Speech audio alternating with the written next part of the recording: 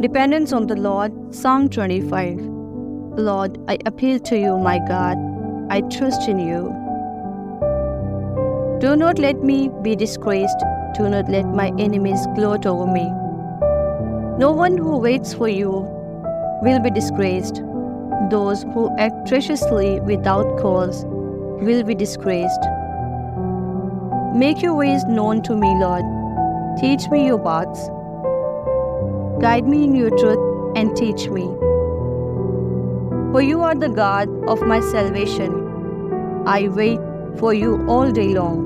Remember, Lord, your compassion and your faithful love, for they have existed from iniquity. Do not remember the sin of my youth or my acts of rebellion. In keeping with your faithful love, remember me because of your goodness, Lord. The Lord is good and upright. Therefore, He shown sinners the way. He leads the humble in what is right and teaches them His way. All the Lord's way show faithful love and truth to those who keep His covenant and decrees. Lord, for the sake of your name, forgive my iniquity, for it is immense.